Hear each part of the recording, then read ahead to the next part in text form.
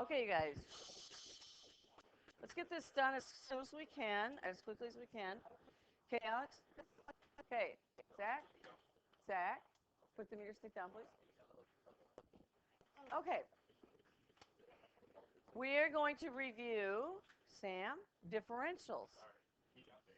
We can talk about a derivative of y with respect to x.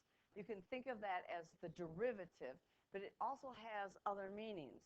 It's also the change in y along the tangent line. So it's really, how about if I put it in like quotes, delta y over delta x on the tangent line.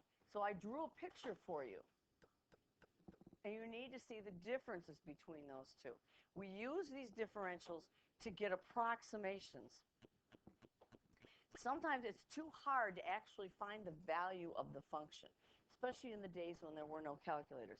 There are calculators today, but even with a calculator, sometimes the calculations can get messy enough that you can make mistakes with it. So that's a problem. Not on this. No, we don't need calculators. Okay. So when I'm looking at delta y, that is the change in the y of the function. So if this is x1 and this one is x2, this is f of x2 minus f of x1. That's the actual change in the y coordinate of the function.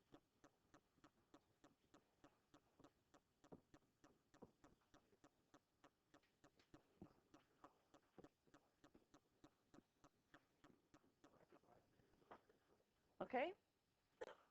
That's what delta y is. I can use dy to find delta y, because if I say dy dx is equal to the slope of the tangent line, then this is the rise of the tangent line, and this is the run. And they may not say differentials, but you may end up using them on the exam. And so I'm going to do this I'll do it in green since it's in green. So here's my tangent line, here's the run, and here's the rise. So dy is not equal to delta y. But what if I keep delta x small? Are they pretty good? Are they pretty close? If I make delta x really tiny, isn't delta y and dy almost the same thing? So that's what I want. I want delta y is going to be approximately to dy. And yes, we have calculators. You could calculate the y coordinate up at x2 and the y coordinate at x1 and subtract them. But sometimes the math and the arithmetic is not very nice. Yes, and I was just going to say, delta x is always equal to dx. Okay, so they're going to say use, a linear approximation. You can do what we did yesterday. There's a couple of ways to do this. Okay, so the slope of the tangent line is dy dx. That's one way to write it. The other way to write it is f prime of x.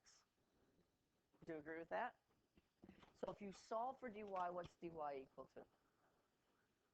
F is the derivative of the function at that x value times dx, where you drew the tangent line. X is the x coordinate, because sometimes, I see it, but I don't always talk about it. It's the x coordinate where the tangent line is drawn.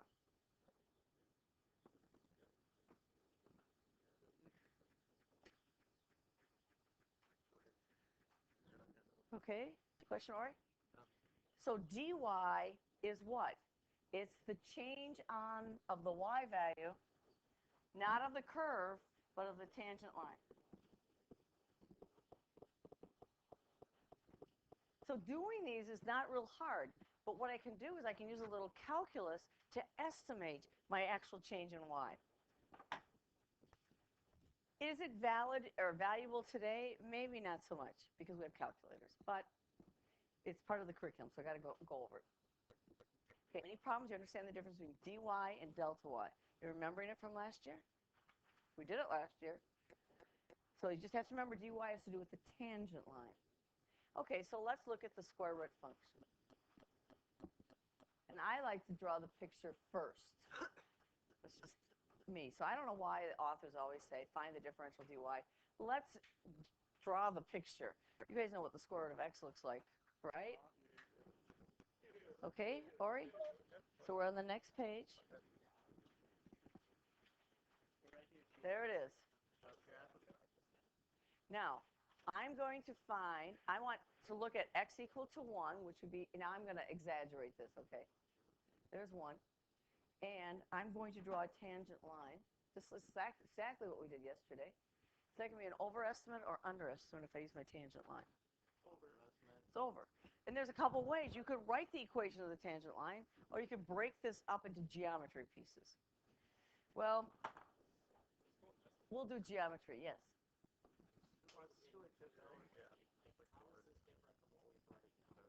It's going to just be looking at it a little bit different way. Just wait till we get to some other examples.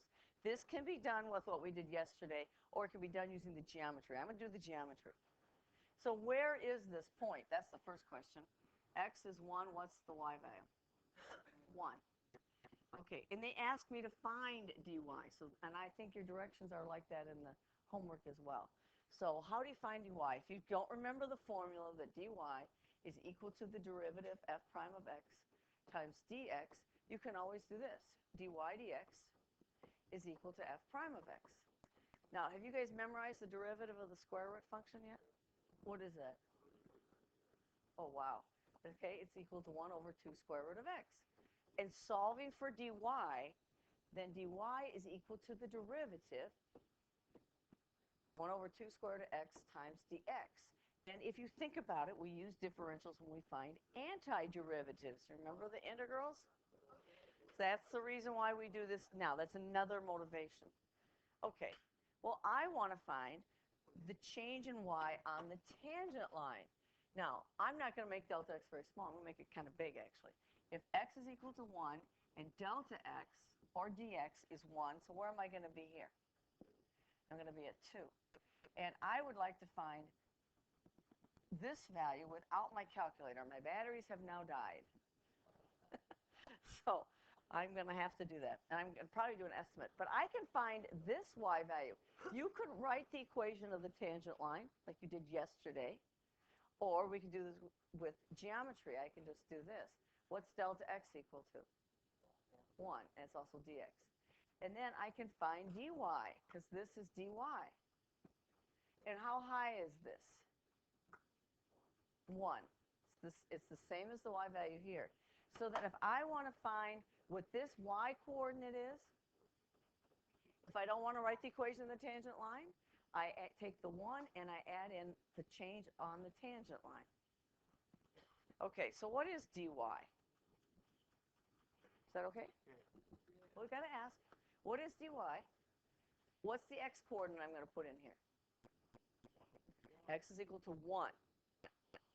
Because remember, we are going to use this tangent line. If you want me to do it both ways, write the equation of the tangent line, you'll see I get exactly the same thing. So x is equal to 1. No, we've got to ask. Because I want to find out where this is. I want this total distance. dy is only this distance. And I know because of geometry that this length is 1, so that length is 1. Right? And I can write the tangent line, and if you want me to, let's do it this way first, and then we'll write the equation of the tangent line. But it's going to be the same exact thing. Sometimes I just want to know what this is, just the little dy or delta y. It depends on the question. In this particular case, I would like to find out what the square root of 2 is. Isn't that what I'm finding? Yeah, I want to find this actual value, square root of 2. Now, the square root function grows slowly, so even though delta x is not very small, it's a pretty good approximation. If you are working on something and you want a quick, easy estimate, this is a way to do it. If your calculator's not handy. So it's 2 times the square root of 1, and what's dx? 1. So what's dy? It's 1/2, 4.5. So it's 1 whole unit to get here, and then dy is 0.5, so it's 1.5. Who's got their calculators out? What's the square root of 2? Square root of 2 is approximately 1.414. Well, now remember, delta x wasn't very small. You're talking 1.5 to 1.4. That's, if you're building something, that's a reasonable Reasonable estimation, don't you think? Ooh, that was Minnesotan, wasn't it? Don't you think? I've been living here too long, haven't I? Oh, yeah, it's worse. Okay. Should we write the equation of the tangent line so you get the same thing? Oops. So what is it? The equation of the tangent line is y minus 1 equals my slope, which is my derivative, times x minus 1. And what's m at x equals 1? We just did it, right? What's the derivative there? It's 1 over 2 over the square root of 1, or 1/2. That's just a different way of doing it. It is the same thing, though. So y minus 1 equals 1/2 x minus 1. So y is equal to 1 plus 1/2 of x minus 1. Now, what am I doing wrong? I'm just writing this equation of the line. What's my x value? Yeah, I shouldn't get a negative. No, I just want to solve. That's the equation of my tangent line. So when x is equal to, 2, that's what I'm doing wrong. When x equals 2, I'm going to get y equals 1 plus 1/2, and 2 minus 1 gives me a 1, so it's 1.5. It doesn't matter to me which way you do it, but if they ask you for dy, you're going to have to go up here and do this. Well, the next example does get us into using dy. Okay? You should do these problems with me. And this is exactly what the homework's like. Oh, we only have one more problem. Okay. If you're a machinist, you do problems like the second example, a circular disc. And they can ask you this on the exam.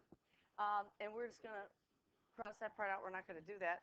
We'll just do the use differentials to estimate the error in the area. Okay, so I'm going to draw a picture. Because when I don't know what to do, I draw a picture. But if it applies. Now let's see. The radius is 24 centimeters. And it says the error in measurement. So if you're a machinist, you have a certain error that you have to measure when you make a part. It's plus or minus something. If you want me to bring a machinist in, I have some machinist friends. They can come and talk about it. And they read micrometers. You guys use that in physics or science? Really? You don't? Okay. Anyway, I want the error in my measurement. What are we measuring when I'm making this? The radius is 24. So that's the change in the radius. Okay, I want it to be 0.2. Worst case scenario. Okay, guys? Later. Now, if I find, okay, guys, what's the area of my disk? It's pi r squared. And you're right. We have calculators, right? So we could put it on our calculator. So if I have a perfect part that I've made, my error will be 0, right? So a of 24, this is what I want. That's my goal, is pi times 24 squared. Do you guys know what 24 squared is?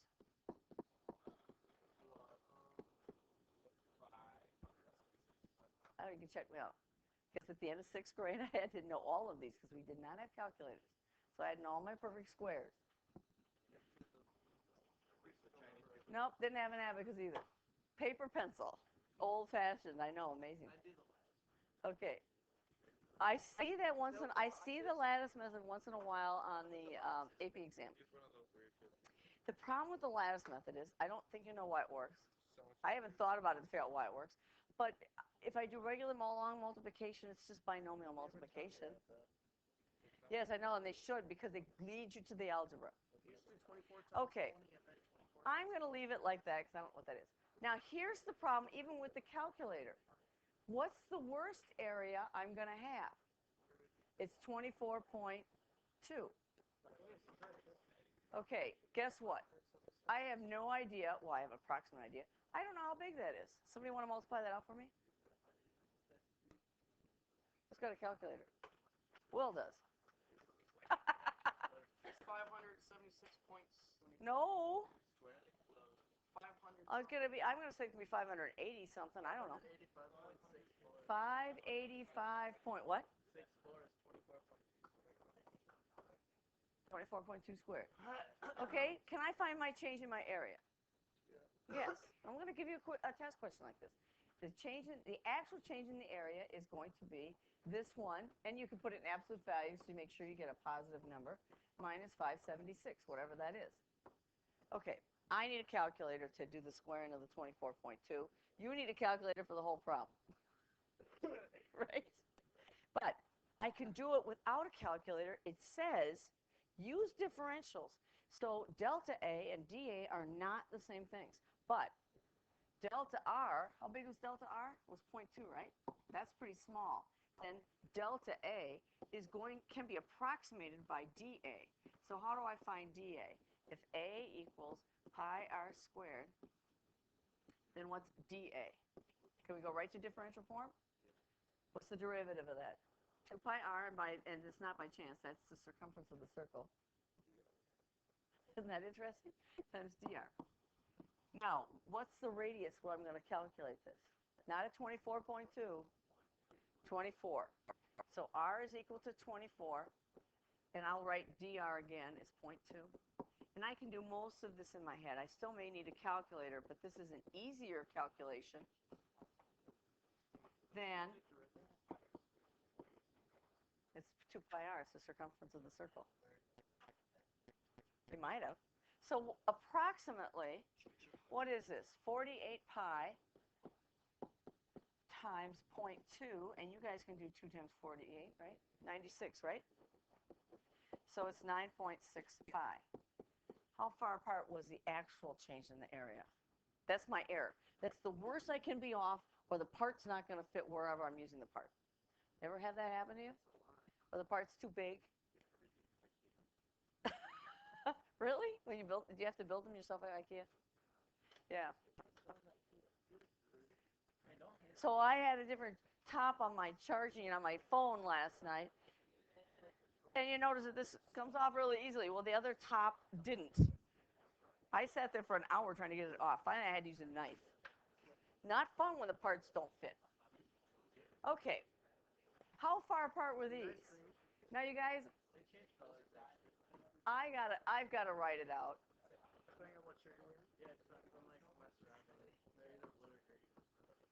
Remember how to subtract? Well, okay, can't take this away, so we're going to go all the way over here and make that 7. 15 minus 6. Because I don't have my calculator handy. Okay, this is the actual change in the area. This was my approximation. If I'm a machinist, probably 9.6 pi is probably okay. I'm only off by 400ths. That's pretty good. Well, it all depends on what you're making. Yes, and it's times pi, so it's bigger than what I'm saying, yes.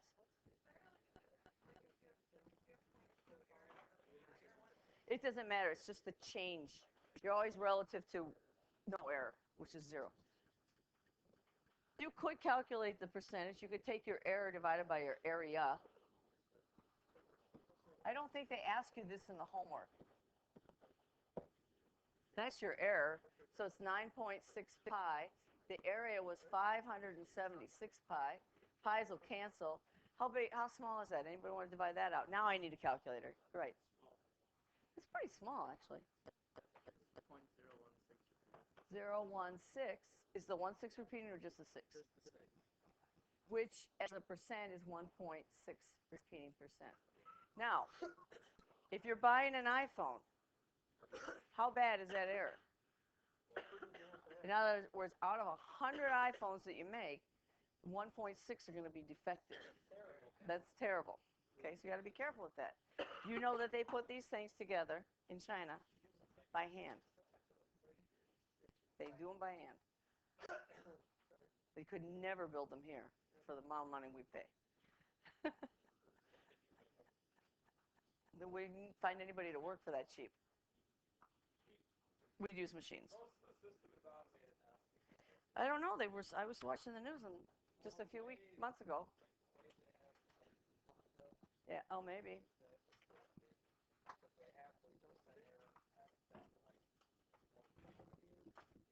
And who built all the machines that automates all that? Who's going to be building the new machines that do all these things? You guys are. It's kind of scary, isn't it? Okay. Are there questions on yesterday's homework? Did you try the ones we had to use the calculator? Did you try those? No. I'm telling you, there's a test question on that, so you might want to practice with those two problems. We have a little homework quiz today. Yeah, it's only 4 problems. So we're going to do it right now. Unless you have homework questions. No. I don't believe so. But on your next partner test, you will have a calculator.